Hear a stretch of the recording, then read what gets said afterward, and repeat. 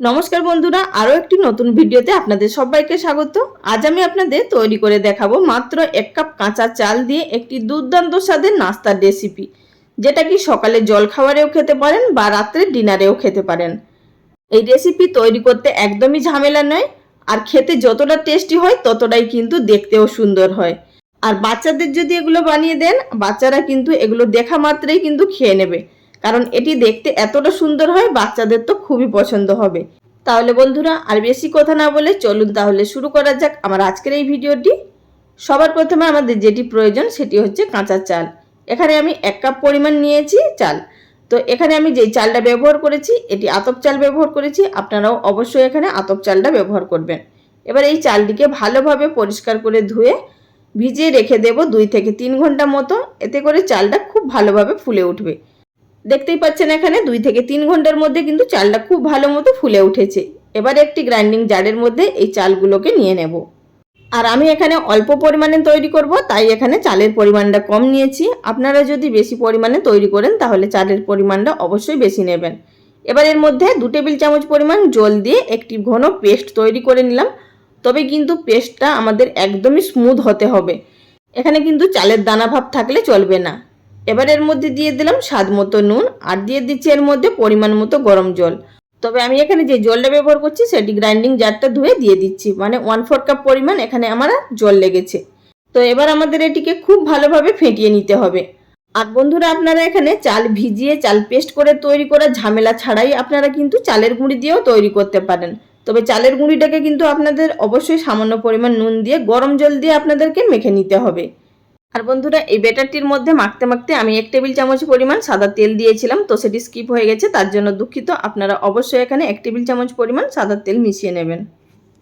এবার আপনাদের দেখিয়ে দিচ্ছি ব্যাটারের ঘনত্বটা ঠিক কিভাবে রাখতে হবে। দেখুন, এখানে আমরা যেভাবে চিতই পিঠে তৈরি করি তার থেকে কিন্তু একটু পাতলা ব্যাটার আমাদের তৈরি করতে হবে। আর এখানে আমরা নাস্তাগুলো একটি ইউনিক পদ্ধতিতে তৈরি করব, তাই এখানে একটি জলের বোতলের ঢাকনাটাকে আমি ছিদ্র করে নিয়েছি। এবার জলের বোতলের ভেতরে এই আমাদের ব্যাটারটাকে ভরে দিতে হবে। অবশ্যই কিন্তু সাবধানে ভরবেন, তার নিচে কিন্তু একটা বাটি বা প্লেট রেখে দেবেন, তা না হলে নিচের দিকে পড়ে যেতে পারে। আমি এখানে ভরে নিয়েছি এবং ঢাকনাটাকেও বন্ধ করে দিয়েছি। এবার চলে যাব সরাসরি এগুলোকে তৈরি করার পদ্ধতিতে। গ্যাস ওভেনের উপরে একটি প্যান বসিয়ে প্রথমে ভালোভাবে তেল দিয়ে ব্রাশ করে নেব। এখানে কিন্তু শুধুমাত্র আমাদের প্রথমবারেই তেল দিলেই হবে, আর কিন্তু তেল দেওয়ার কোনো প্রয়োজন নেই। এবার গ্যাসের ফ্লেম লো টু মিডিয়ামে থাকা অবস্থায় এটিকে আমাদের দিয়ে নিতে হবে। আর দেখতেই পাচ্ছেন আপনারা আমি কিভাবে ব্যাটারটা প্যানের মধ্যে দিলাম। আর মিনিট খানিকের মধ্যেই কিন্তু উপরের সারফেসটা শুকিয়ে যাবে। আর যখনই ঠিক এইভাবে শুকিয়ে যাবে আমাদের এটিকে উল্টো করে ভাঁজ করে নিতে হবে। আশা করি আপনারা দেখে বুঝতে পাচ্ছেন। আমি আপনাদেরকে একই রকম পদ্ধতিতে আরও একটি তৈরি করে দেখিয়ে দিচ্ছি। তো দেখুন বন্ধুরা, আমি কিভাবে তৈরি করছি, ঠিক এইভাবেই তৈরি করে নেবেন। বোতলের ঢাকনার মধ্যে দিয়ে যে ছিদ্রগুলো আছে তার থেকে কিন্তু খুব সুন্দরভাবে এগুলো একটি ডিজাইন তৈরি হয়ে যাচ্ছে। আর এগুলো বাচ্চারা কিন্তু খুবই পছন্দ করবে, যেহেতু একটু ইউনিকভাবে দেখতে লাগছে।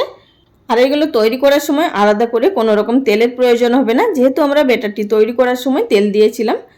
তো এগুলো কিন্তু উপরের সারফেসটা শুকিয়ে গেলেই অটোমেটিক প্যান থেকে ছেড়ে আসবে, আলাদা করে কিন্তু ছাড়িয়ে নেওয়ার কোনো প্রয়োজন নেই। আর দেখতেই পাচ্ছেন কত সহজে এগুলো উঠে আসছে, আর দেখতেও কিন্তু ভীষণই সাদা ধপধপে হয়ে থাকে। তাহলে বন্ধুরা, দেখতেই পেলেন কোনো রকম ঝামেলা ছাড়া দুর্দান্ত স্বাদের আমাদের এখানে নাস্তা বা ডিনার যেটাই বলুন খুব সহজেই তৈরি হয়ে গেল। আর আপনারা এগুলো গুড় দিয়েও খেতে পারেন বা এগুলো তরকারি দিয়েও খেতে পারেন। আমি এগুলো তরকারির সঙ্গে সার্ভ করেছি। আপনারা এখানে যে কোনো তরকারি, মাংস, আলুর দম সব কিছুর সঙ্গেও খেতে পারেন বা গুড় দিয়েও খেতে পারেন, সেটিও কিন্তু খুব সুন্দর লাগে খেতে। তাহলে বন্ধুরা, আজকের রেসিপি আপনাদের কাছে কেমন লাগলো অবশ্যই লাইক কমেন্ট করে জানাবেন। আর যদি আমার চ্যানেলে কেউ নতুন দর্শক বন্ধু হয়ে থাকেন, চ্যানেলটি সাবস্ক্রাইব করে নেওয়ার অনুরোধ রইল। আজ এই পর্যন্ত, সবাই ভালো থাকবেন, ধন্যবাদ।